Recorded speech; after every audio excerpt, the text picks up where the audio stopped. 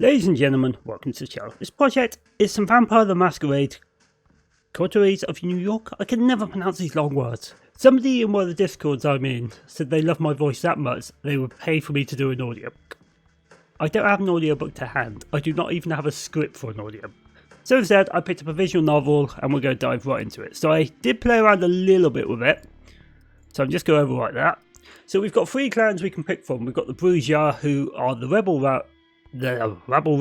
against power and rage against authority. A seemingly insignificant man with significant ideas will join their ranks tonight. And not really my sort of thing. The Venture, the aristocratic blue bloods embody wealth, sovereignty and control. A top level executive will join their ranks tonight. The Toreador, the divas seek thrills of art, romance and cruelty, a mix of stagnant and death. A tormented artist will join their ranks tonight.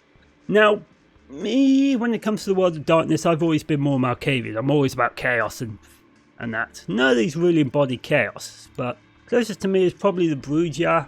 I am always against power and authority. I always have been, so there we go. So I would pick the default name of Eric, which, to be fair, Eric's not a bad name, it's just not normally the sort of name I go for. So let's dive in. New York taught me to believe in fate. Had you asked me about fate back when I was a human, I would have told you it was all superstitious bullshit. That we are all designers of our own destinies. That belief shattered when the richest woman in the United States, the actual richest one, not a face you could have seen in the papers of course, sank her neck deep into my neck. It happened in the very same place you're standing in right now, by the way. Fate? You decide. Please, there's absolutely no need to be hostile, just listen a little longer. See, my mistake was that I flew too close to the sun. It makes sense that my punishment was never to see its glow again. I was incandescent myself. I was in hot shit. I had it all. Money, looks, confidence, connections, men, woman, a career, and a spark in my eye, the one you need to be born with. And that's when someone far more powerful than me saw my radiance and thought, that won't do. She robbed me of the light erupting from within me and gave me a subtle, enduring gleam in its place. She decided that would fit me much better. She was a 9th generation kindred, just like you, an apex predator. She probably enjoyed teaching me the peak of human excellence, my real place in the food chain. It's such nice though when you look at some loudmouth buggers and see them for all they really are, the temptation to teach them a lesson that can be unbearable, right? Well, my sire's lesson was a lesson about fate, a message saying you're eternally doomed to be at the mercy of your sovereigns. This almost drove me to destroy myself. What saved me was the ability to reinterpret her teachings. Hers wasn't a message of doom, it was a message of hope. Fate exists, and one can shape it if given the right tools. My sire didn't believe my tools were fitting for the job. She considered them toys, and me just her amusing subject. Well, she's deader than dead now, and I'm still here, standing right where she stood when we first met. You might have wondered how I've learned about your arrival to JFK Airport. My answer is, of course, destiny. As luck would have it, today happened to be a day some of my associates were expecting. The coffins. Driving you here, straight from the plane, and having you wake up in such an unfamiliar place was a little desperate, and I do apologise for it. But it is so rare for you to visit New York. 3 times in the last 15 years was it, and you're never eager to inform me you're here. I understood you have that meeting on 53rd Street later tonight, so I'll be providing a comfortable transport. I value our relationship very much, don't get me wrong. But this is precisely why I value it, that I'm going to ask you to repay the favour you owe me. You're the one I trust to do the job well, and without attracting attention. You might think I'm crazy, asking you to breach the rules of our society like this. You might think it's impossible to get away with it unpunished. But this is New York. And I don't know about other cities, but in this one, fate really exists. And right now, it is smiling in your favour. This is how it begins.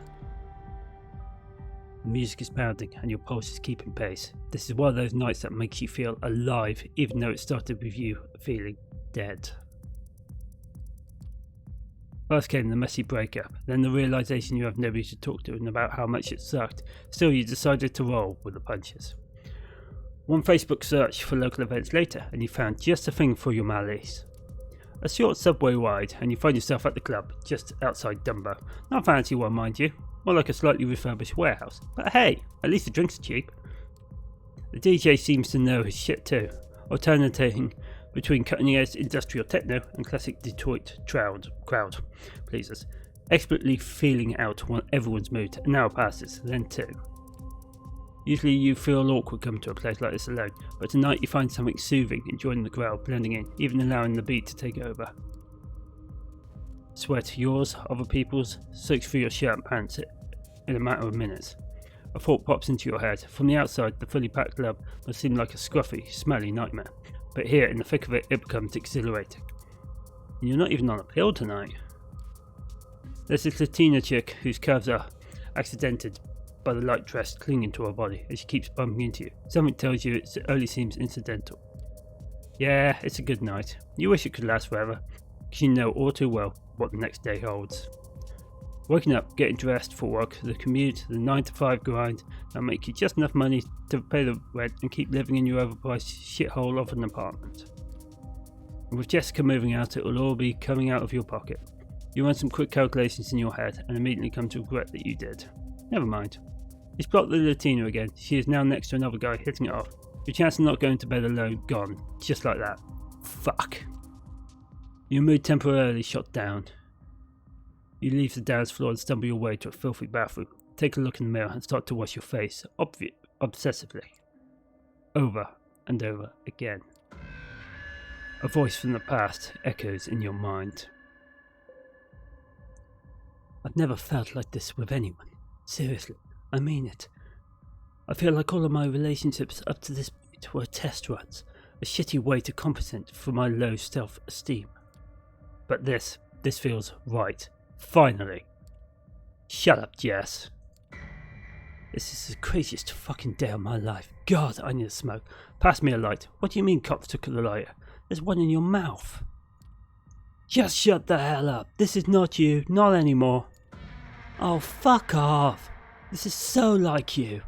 Acting like you're some sort of Clint Eastwood wannabe, when I really, really need you to open up. You think you're impressing people with this tough guy act? Fuck you. I know how broken you really are. You need therapy. Yeah. Now that sounds like the Jessica of today. You raise your head and look in the mirror. You try to smile. All you can master is a self-pitying grin. And there she is, the Latina from Big Four. She says you look like you need a drink. You hesitate for a second or two, and then blurt out surprisingly enthusiastic, yeah. You start to talk. It quickly becomes evident that she's into politics, and you are eager to please. You might be a corporate drone, but you spend a lot of evenings reading theory, actual theory, not bastardized Twitter cliff notes, and organising for all manner of causes online. The status quo sucks, there must be something better. She agrees. You seem to subscribe to the same progressive political theories, have comparable ideas about the DSA's missteps? Who are the DSA? I don't know. Even then, you watch the same YouTube channels. Your goals are aligned. She's a bit more radical than you'd have guessed. You attended a few rallies, been to a few protests, but this girl sounds like she's broke her share of faces and kicked more than a couple of cops in the nuts over the course of her activist career. Her zeal is infectious. She taps into the pent-up anger that you didn't know you had. The noisy club stops working for your birth, so you hit the streets.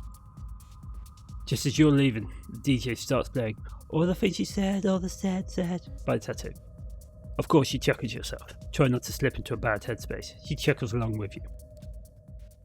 It's chilly outside, but soon enough you find yourself too invested in listening to the girl's voice to care about anything else. Hi, train. You realise you've been holding hands for a while. The subway car is empty, save for a stoic middle-aged couple. and a drug staring intently at his own feet. Plenty of room to stretch out, and yet she sits right next to you. You can feel her thigh pressing into yours, her breath on the side of your neck. Maybe it's the booze talking, but you distinctly hear your voice asking if she'd like to crash at your place. I've got a better idea, she says. At this point, you're down for anything as long as it lets you spend just a few more minutes with her. She takes you to a sleazy motel in the Bronx. Trading a few words with the balding, tired-looking guy at the front desk, he hands her a key. She, still holding your hand, the woman leads you up the stairs. The room you end up in is almost comically stereotypical, complete with flaking paint and a sticky floor. Not that it matters though, the moment you step through the door, she's on you. You try to take the lead, but she's having none of it. Before you know it, you feel the rickety bed pressing against your back. It's slippery, fun, fierce. Not once does she lose the initiative. Your hand reaches under her t-shirt. Strange, it doesn't look like she was cold outside. Now her skin feels eerily cool. As if sensing your confusion, she slaps your hand off her. She kisses your neck. You are overwhelmed by the sensation. Darkness. The taste of liquid fire and smoke on your tongue. Her voice saying, "Sorry, kid. I did what I had to do to leave the city in one piece.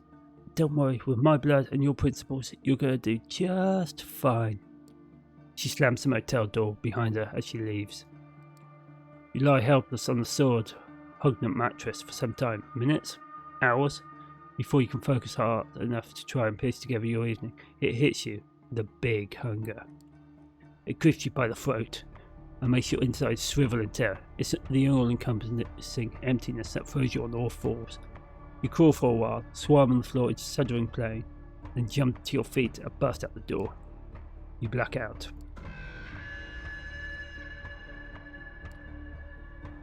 This isn't the room you saw when you last closed your eyes.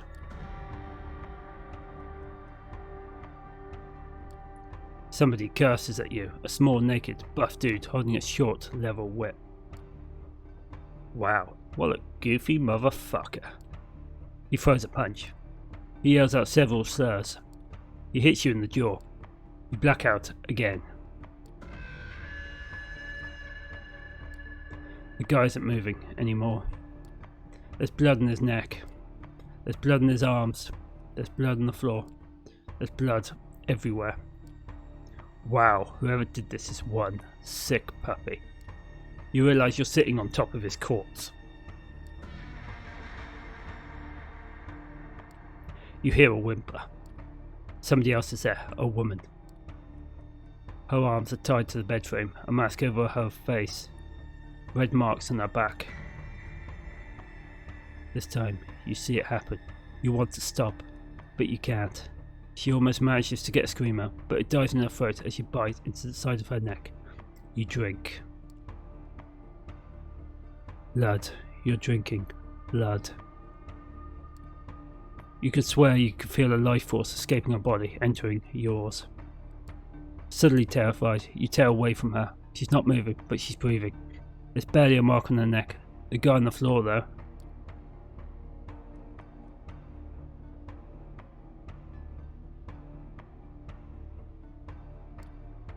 You double over in a spasm, realising what you did. You feel like throwing up, but can only gag. Panic sets in as another realisation dawns on you. Your heart is not beating. You put 2 fingers to your wrist, but feel no pulse. Same thing on the neck. Nothing. Ooh, seemed even. There's no breath coming out of your mouth. You have to get out. Get somebody to call an ambulance. For yourself at least. Probably too late for the dude on the floor. Did you really kill him? What a mess. You look up. The door to the room is ajar. A tall, handsome, broad-shouldered man fills the entire frame. He brushes an imaginary speck of dirt off his perfectly tailored suit. So, first option. We could call the police, but this is something supernatural. You don't get the police involved. This person hasn't already tried to kill you, so... And to be perfectly fair, I just literally in that situation, I'll just say, I'm guessing you're here to help, rather than the whole out of the way. Because if I can't attempt to run here, I would just say, this is not what it looks like. Hey man, this is not what it looks like. That's good to hear. because from where I'm standing, it looks like you're in a world of trouble. He surveys the room, not moving an inch from where he's standing. He shakes his head in mock concern. Murder, assault, that's 25 to life if you're lucky. But since you're not, it's a death sentence. He takes a glance at his expensive looking watch. Lucky for you, it's been a slow night. Otherwise I might not have gotten here in time. Come on, the sun comes up in a few hours. You don't want to be around here when it does. So obviously this guy has clearly never heard of vampires, or anything else for that matter. A doctor's not going to help in this situation. As much as I would like to scream out, at the end of the day, this guy has not tried to kill me or not tried to cause trouble. So I'm going to play dumb and just play along with it, I think, here. What's the matter when the sun comes up? Huh, so you don't even know. You should be glad I got here before you made yourself scarce. The man approaches you and starts talking. His tone remains unnaturally calm. Oddly enough, you find it both soothing and slightly unnerving. Now, listen to me. I know this is all new to you, but I've dealt with hundreds of strays like you. Go by experience, they tend to fall into two categories. First, there are the smart ones, who carefully obey my every word and don't try to pull off anything stupid. But I always get them where they would need to be, safe and sound. And then there are the dumb ones. The punks who thought they could take me on, the wise guys who tried to contact somebody, secretly and without permission, the troublemakers who tried to run off or make a scene. None of them got to their destination in one piece. In fact, most of them never reached their destination at all. His voice becomes slightly bored and monotone. You can tell he's given the speech before, likely dozens of times. Okay, so you see, while I generally consider myself pretty smart, I'm also a Mets fan. It's my one true weakness. One that inspired me to come up with a 3-strike system when dealing with pups like you. If you get on my nerves once or twice, well, I understand. Not all of us perform well in stressful situations. But cross me 3 times and you're out. No excuses, no forgiveness, no mercy. As he's talking, he slowly approaches you, adding a little bit of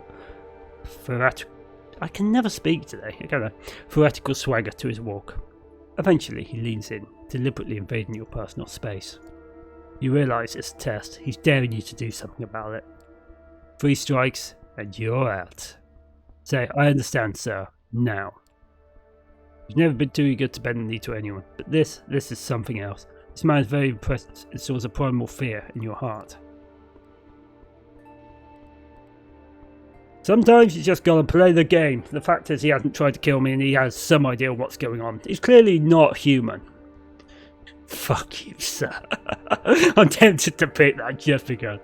But yeah, it's probably best at this point to keep this guy on side. Hello, person over in the background. I understand, sir. Glad we have an understanding. Moving on.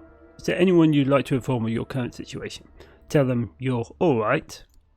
He flashes his fangs briefly, and for some reason, the slight sight sends a chill down your spine. There is something very wrong about him. Someone closest to you? I could lie. There's no reason for me to actually inform anyone, to be fair. But your ex-girlfriend, possibly? Jessica, my ex-girlfriend. She kind of hates my guts, but yeah, I suppose it would be her. The stranger gives you a puzzled look and decides to prod further. The closest person in your life hates your guts. This time, something resembling a little pity turns his eyes to the corpse on the floor. When it rains, it pours, I suppose. Well, if you'd like to ruin her day and let you know you're all alright, give me her phone number. I'll have someone take care of it. Discreetly, of course. You hand him your smartphone so he can copy the number from your list of contacts. Thank you. This will be useful in illustrating my next point. Instead of giving you back your phone, the man hides it in his pocket. From this point on, you are subject to different laws than the ones you grew up under, and you'll be watched by many eyes to ensure these laws are respected. You are forbidden from letting anyone know you're still alive. You are forbidden from showing your face anywhere they know you. If anyone comes looking for you, it's over for both you and them. He interrupts his monotone recitation and stares deep into your eyes. So, unless you want your girlfriend to turn up at the bottom of the Hudson, I suggest you cooperate. He proudly displays his fangs again. You put Jess in danger. God damn it! I can only hope that you care for her enough not to do anything selfish. His words are meant to imply otherwise, but by now he's obvious. He hates your guts as much as you hate his. He's itching for a fight and you're almost willing to oblige. Alright, I think that's enough lecturing for today. We're on a bit of a schedule here. Now I don't need to hurt you, but I can do so in the blink of an eye. Just so that we clear, I have the authority to end you right here, right now. This is not an idle threat. So are you going to play along, or do we have to do it the hard way? Well, in this case, this guy could probably kill me without even trying. There's no point in us calling for help, because we're under vampire law at this point. We just follow him out. I mean, at the end of the day, you're better off keeping your head down. So you weigh your chances, but it doesn't look promising. The guy's fit, determined, and he looks like he means business. You, on the other hand, are confused, exhausted, and on the verge of a panic attack. Yeah, fine. I'll go with you. He almost looks disappointed. A wise decision. Follow me, please, and close the door behind you. You take one final look at the woman who's just coming to, at the body on the ground. This is fucked. Absolutely fucked. You pull the handle and close the door. The man leads you downstairs. You contemplate signaling the bald guy at the front desk, but he's too busy watching some 90s action flick on a small ancient looking TV. He seems totally oblivious to your presence. You hear dejected Jean-Claude Van Damme say, "I just want to go home," as you're walking by. Your would-be kidnapper stops by the door and addresses you before opening it. I know what you're thinking. You're thinking, as soon as I open this door, I'm making a run for it. Maybe I can outrun him. I'll save you the trouble. You can't. You can either get inside my car and I'll get you to where you need to be, or you can try something stupid that you will regret later. Do I make myself clear? Well, to be fair, this guy should have probably just killed me straight away. And he doesn't seem like the sort. I mean, literally, if he's got that sort of power, he would literally just bury this guy in the sink or something. There's no point actually trying to turn on him at the moment. Sure, I'm against authority on that, but this guy hasn't tried to do anything. So, clear as day, I reply. Day? Huh? He opens the door and gestures to a black Cadillac Escalade parked right outside the building. After you. There's no point making a run for it because he will just straight off kill me, so we'll get in the car, we'll play the game for a bit, and then we'll look for an opportunity later. Following the stranger's instructions, you make your way to the car and get in the passenger seat. The door locks behind you. Inside, the Cadillac is almost entirely dark. The side windows seem lightproof. The man gets in the driver's seat, starts the engine, and drives away without another word. So, the almighty question. At this point, there's no point asking if we're going to a hospital because they can't help. It's clearly obvious that we're probably dead or dying. Is there a point in even asking him who he is? A name would be nice. Who the hell are you, anyway? I'm the ferryman, here to take you to the other side. He weighs his next words carefully. You'll have to forgive me. I'm not in the mood to wax poetic. To wax poetic? That's a bit oddly worded, but the state you're in on my role in tonight's events. Just remember, if you want to survive the next 24 hours, you have to play along. To be fair, he can do this. And the fact is he hasn't tried to kill me or anything like that. Don't get me wrong, it is some shady stuff. But the fact is he hasn't tried killing me. And the car looks shady as hell. And while it is a nightmare, at the end of the day, he already seen a situation like this. So this is some shady man. This is some bullshit. Why does everything have to be a fucking riddle? Well, riddle me this. He's going to get their teeth smashed into the brain if he doesn't shut up. I understand that this is for your own good. Time's been what they are, and you should consider yourself lucky. You drive in silence for about 20 more minutes. As exhaustion catches up with you, the street lights fade into a blur. Eventually, the car stops and the doors open. You emerge from your dreamlike state and find yourself in some kind of underground parking lot. You two are the only ones here. The man points to a nearby door. Go on in, make yourself comfortable. If you get hungry again, take a look in the fridge. I'll pick you up tomorrow and you'll get your answers. Behind the door is a small room. No windows, just a simple bed, a single light bulb hanging from the ceiling. A small fridge is humming away in the corner, accompanied by a rattling AC fan in the wall. At this point, he hasn't tried killing us, so guess we'll just have to trust him. I guess I've got no choice but to trust you. It took you this long to figure it out. Remember when I said you were lucky? I meant it. See, my job is to get rid of problems, but I'm not always this polite about it. This time I was specifically told to mind my manners.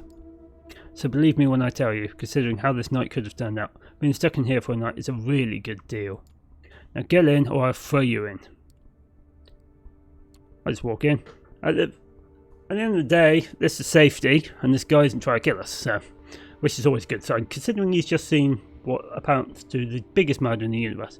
You step inside, the stranger nods. Good night. He closes the door behind you. It looks sturdy, but as he's locking it, you notice the claw marks all over. Looks like some previous guests weren't satisfied with their stay.